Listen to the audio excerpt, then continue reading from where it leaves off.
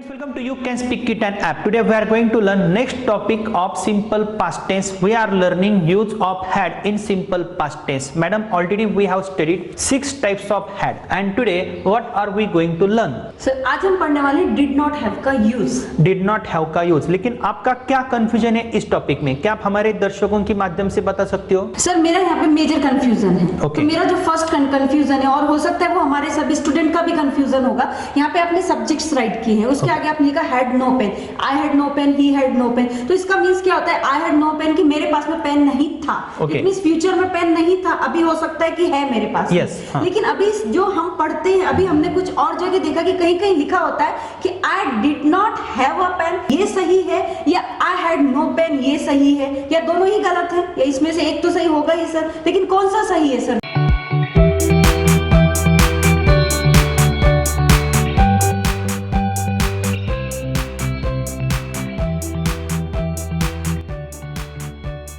Yes madam, very good question. We are learning simple past tense and already we have studied 6 types of only had. हमने had के भी 6 types पढ़े हैं। तो हमारे दर्शकों को आप बता सकते हो I had a pen, यह कौन सा टेंस है? ये सिंपल पास्ट टेंस है। ये सिंपल पास्ट टेंस क्यों है? क्योंकि यहाँ पर सब्जेक्ट के बाद में वर्ब का सेकंड फॉर्म का यूज किया है। had यह हेल्पिंग वर्ब है या मेन वर्ब है यहाँ पे? यहाँ पर सर ये मेन वर्ब की तरह वर्क कर रहा है। मेन वर्ब की तरह वर्क कर रहा है। आई हैड अ पेन, यहाँ पे अ पेन वर्ब नहीं है। अगर यहाँ पे आई हैड इटन, ये पास्ट परफेक्ट टेंस, तो हम नेक्स्ट टॉपिक में पढ़ने वाले हैं। आई हैड इटन, तो यहाँ पे हैड क्या है? हेल्पिंग वर्ब है। तो हैड का उपयोग मेन वर्ब की तरह भी हो सकता है और हेल्पिंग वर्ब की तरह भी हो सकता है। हम जब सिंपल प्रेजेंट टेंस पढ़ रहे थे तो वहां पे हमने एक कंस्ट्रक्शन पढ़ा था, आई हैव अ पेन, मेरे पास पेन है, वी हैव अ पेन, हमारे पास पेन है, ही हैज अ पेन, उस लड़के के पास पेन है। यह कौन सा टेंस है मैडम?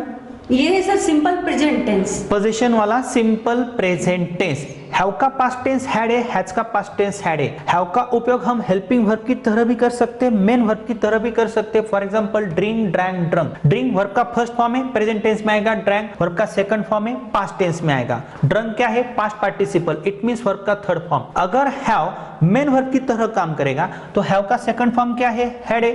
थर्ड फॉर्म क्या है? हैड है। हैव का सेकंड फॉर्म हैज नहीं है। हैव और हैज हम वर्तमान काल में यूज करते हैं। हैज का भी सेकंड फॉर्म क्या है? हैड है। तो हैड यहाँ पे मेन वर्ब की तरह काम करेगा और हैड यहाँ पे वर्ब का सेकंड फॉर्म है। तो वर्ब का सेकंड फॉर्म पास्ट टेंस में होता है। आई हैड अ पेन, मेरे पास पेन था। क्या यहाँ पे एक्शन दिख रही है आपको? कौन सी? मेरे पास पेन था, एक्शन नहीं है, लेकिन भूतकाल में वो चीज मेरे पास थी।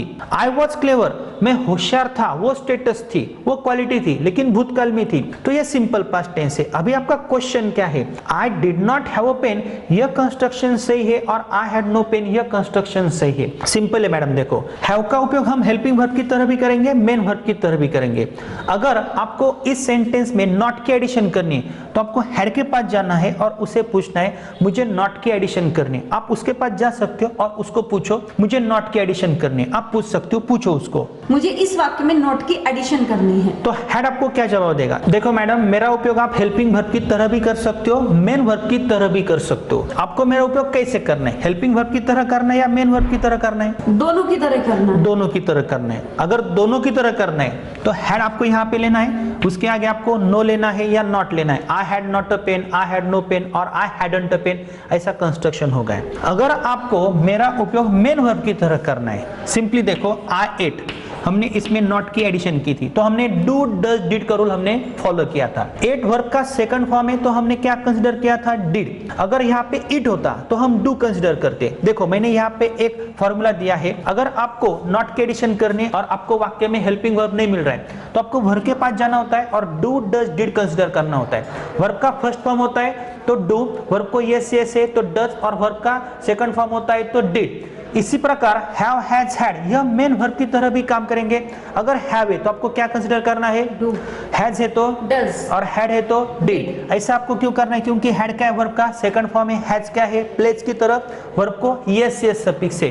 तो सिंपल है। देखो, तो यहाँ पे हैड का उपयोग हमने हेल्पिंग वर्ब की तरह किया है। अगर हैड का उपयोग मुझे मेन वर्ब की तरह करना है तो हैड के पास जाना पड़ेगा और वहां से मुझे डिड कंसीडर करना पड़ेगा। क्या कंसीडर करना पड़ेगा? डिड। जैसे आ एट का हमने नकारात्मक टेंस क्या किया था? आई डिड नॉट ईट, तो हैड में से मैंने डिड कंसीडर किया। अभी यहाँ पे मैं इस हैड को नहीं कंसीडर करूंगा। इसके आगे मुझे नॉट लिखना है, देन आफ्टर मुझे वर्ब का फर्स्ट फॉर्म लिखना है I did not have.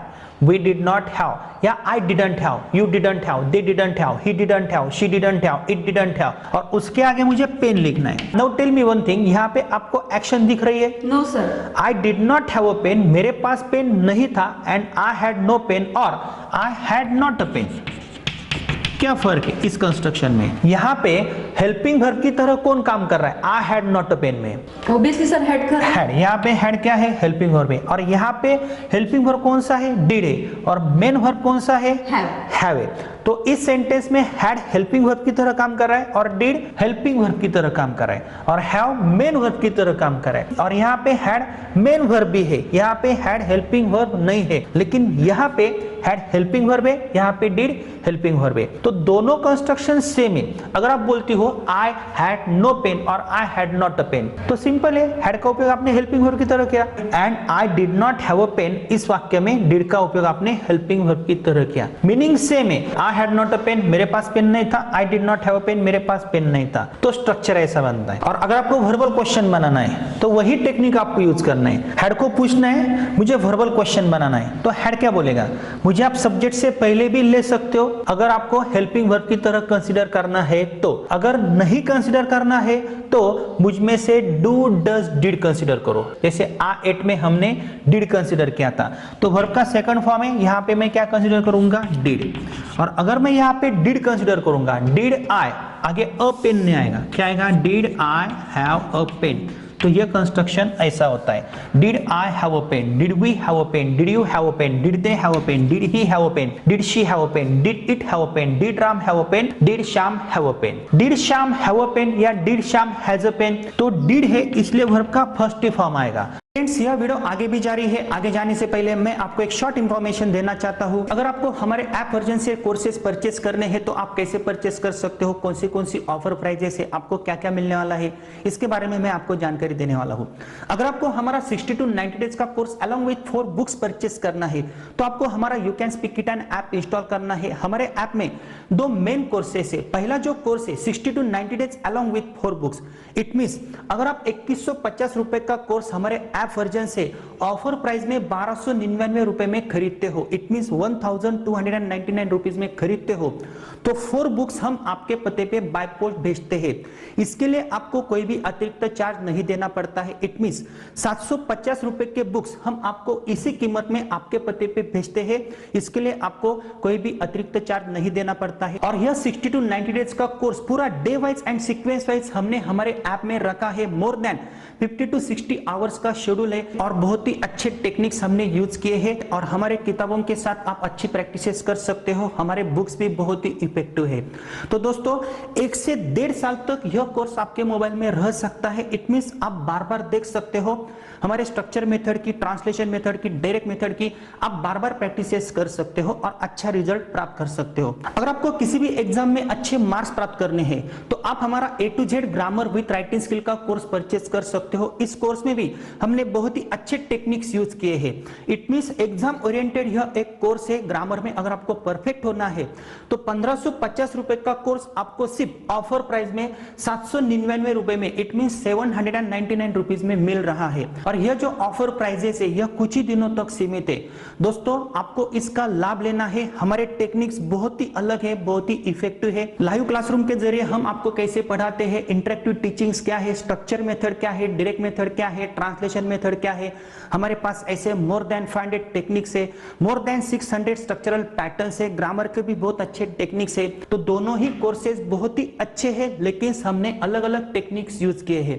Spoken English के कोर्स में हम ज्यादातर स्पीकिंग के टेक्निक्स के ऊपर कॉन्सेंट्रेट करते हैं, स्ट्रेस देते हैं, प्रैक्टिसेस करते हैं। और ग्रामर के कोर्स में हम ऐसे आपको कई सारे एक्सरसाइज देते हैं, डाउट क्लैरिफिकेशन रहता है और ऐसे कई सारे टेक्निक्स होते हैं कि जिनकी सहायता से आप किसी भी एग्जाम में ग्रामर में आउट ऑफ मार्क्स प्राप्त कर सकते हो, राइटिंग स्किल में अच्छे मार्क्स प्राप्त कर सकते हो। तो दोस्तों इस ऑफर प्राइजेस का आपको लाभ लेना है क्योंकि यह कुछ ही दिनों तक सीमित है, क्योंकि आगे इनके प्राइजेस बढ़ने वाले हैं। आपको तो पता है कोरोना का माहौल है, स्कूल्स बंद है, इसीलिए हमने आपके लिए यह ऑफर प्राइजेस लाई है। तो दोस्तों यह जो ऑफर प्राइजेस है बहुत ही कम हमने आपके लिए रखी है। तो आपको तुरंत हमारा ऐप इंस्टॉल करना है, हमारे ऐप के स्टोर के ऑप्शन में जाना है, डिफरेंट कोर्सेस आपको देखने हैं। अगर आपको कोई समस्या आती है तो आप हमें कॉल कर सकते हो या व्हाट्सएप कर सकते हो। Now tell me one thing, had I a pen, had I a pen, ये वर्बल क्वेश्चन है। यस। यहाँ पे हैड क्या है, हेल्पिंग वर्ब है। And did I have a pen, यहाँ पे हेल्पिंग वर्ब कौन सा है, डिड है। तो did I have a pen का भी मतलब वही होता है, क्या मेरे पास पेन था, क्या हमारे पास पेन था। And had you a pen का मतलब भी वही होता है, simply had you a pen में हैड का उपयोग आप हेल्पिंग वर्ब की तरह करते हो, and did you have pen में डिड का उपयोग आप हेल्पिंग वर्ब की तरह करते हो। तो आपको कौन सा कंस्ट्रक्शन यूज करना है ये आपको डिसाइड करना है। दोनों कंस्ट्रक्शन सेम है, लेकिन ज्यादातर मैं डिड नॉट हैव को प्रेफर करूंगा। तो स्ट्रक्चर ऐसा बनता है, आई हैड अ पेन, मेरे पास पेन था, वी हैड अ पेन, हमारे पास पेन था। हमारे दर्शकों को अभी आपको क्या करना है, सिंपली एक प्रैक्टिस दिखानी है, I did not have pen, we did not have pen, इस स्ट्रक्चर की। तो हमारे दर्शकों का कंफ्यूजन नहीं होगा। Are you ready? यस। आपको यहां से शुरू करना है और आपको यहां पे आके रुकना है। देन आफ्टर मैं आपकी टेस्ट भी लेने वाला हूं। Come on start. I had a pen, मेरे पास पेन था। We had a pen, हमारे पास पेन था। You had a pen, तुम्हारे पास पेन था। You had a pen, तुम्हारे पास पेन था। They had a pen, उनके पास पेन था। He had a pen, उस लड़के के पास पेन था। She had a pen, उस लड़की के पास पेन था। It had a pen, उस कुत्ते के पास पेन था। Ram had a pen, Ram के पास पेन था। Shyam had a pen, Shyam के पास पेन था। I did not have a pen, मेरे पास पेन नहीं था। We did not have a pen, हमारे पास पेन नहीं था। You did not have a pen, तुम्हारे पास पेन नहीं था। You did not have a pen, तुम्हारे पास पेन नहीं था। They did not have a pen, उनके पास पेन नहीं था। He did not have a pen, उस लड़के के पास पेन नहीं था। She did not have a pen, उस लड़की के पास पेन नहीं था। It did not have a pen, उस कुत्ते के पास पेन नहीं था। Ram did not have a pen, Ram के पास पेन नहीं था। Shyam did not have a pen, Shyam के पास पेन नहीं था। Did I have a pen, क्या मेरे पास पेन था। Did we have a pen, क्या हमारे पास पेन था। Did you have a pen, क्या तुम्हारे पास पेन था। Did you have a pen, क्या तुम्हारे पास पेन था। Did they have a pen, क्या उनके पास पेन था। Did he have a pen, क्या उस लड़के के पास पेन था। Did she have a pen, क्या उस लड़की के पास पेन था। Did it have a pen, क्या उस कुत्ते के पास पेन था। Did Ram have a pen, क्या राम के पास पेन था। Did Shyam have a pen, क्या श्याम के पास पेन था। क्या श्याम के पास पेन था। Did Shyam have a pen, क्या गीता के पास पेन था। Did Geeta have a pen, क्या आपके पास पैसे थे। Did you have money, क्या राम के पास पैसे थे। Did Ram have money, क्या आपके पास अंग्रेजी का नॉलेज था। Did you have knowledge of English? हाँ, मेरे पास अंग्रेजी का नॉलेज था। Yes, I had knowledge of English. नहीं, मेरे पास अंग्रेजी का नॉलेज नहीं था। No, I did not have knowledge of English. और यहाँ पे आप ऐसा भी बोल सकते हो, आई didn't have knowledge of English. क्या आपके पास पैसे थे। Did you have money? नहीं, मेरे पास पैसे नहीं थे। No, I didn't have money. क्या राम के पास कार थी। Did Ram have car? Did Ram have a car. और हमने पहले कंस्ट्रक्शन पढ़ा है, हैड राम अ कार, तो ये भी सही है ना। तो हैड का उपयोग हम हेल्पिंग वर्ब की तरह करेंगे और यहाँ पे डिड का उपयोग हम हेल्पिंग वर्ब की तरह करेंगे। इनके आंसर्स आपको कैसे देने हैं, सिंपल है। अगर मैं बोलता हूँ did you have a pen, yes sir I had, नहीं तो no sir I didn't have. Shorten form आपको यूज करना है। Did she have a car, no sir she didn't have. Did Ram have money, no sir Ram didn't have. अगर नहीं है तो, अगर है तो yes sir Ram had money, simply बोलना है यस राम हैड। ऐसे आंसर्स आपको देने हैं। तो यह स्ट्रक्चर भी दोस्तों इंपॉर्टेंट है। आपको क्या करना है, इस स्ट्रक्चर की प्रैक्टिस करनी है। पेन के बदले कार लेना है, पेंसिल लेना है, पैसे लेने हैं और आपको ऐसे ही स्टेप बाय स्टेप आगे जाना है, क्योंकि हमें इसके 6 टाइप्स पढ़ने हैं। आपके पास कौन सी कार थी, which car did you have, तो यह कंस्ट्रक्शंस भी इंपॉर्टेंट है। और विच कार हैड यू। तो अगर आपने हमारे स्ट्रक्चर की प्रैक्टिस की है तो आपका कंफ्यूजन नहीं होगा। तो दोस्तों मेरी आपसे विनती है, अगर आप हमारे यूट्यूब चैनल पे नए हो तो आपको हमारा चैनल सब्सक्राइब करना है। हमारे ऐप वर्जन में हमने ऐसे मोर देन 500 टेक्निक से, मोर देन 450 स्ट्रक्चर से, उनकी प्रैक्टिस से, उसका एक सिलेबस हमने डिजाइन किया है। इसी प्रकार A to Z ग्रामर का भी बहुत अच्छा कोर्स है। किसी भी एग्जाम में अच्छे मार्क्स प्राप्त करने के लिए वो कोर्स अत्यंत उपयुक्त है। अगर आप हमारे चैनल की मेंबरशिप भी ज्वाइन करते हो तो इन फ्यूचर हम आपको ऐसे सीक्वेंस वाइज वीडियोस दे सकते हैं। तो इसलिए दोस्तों हमसे जुड़ना है और स्टेप बाय स्टेप ही आगे जाना है।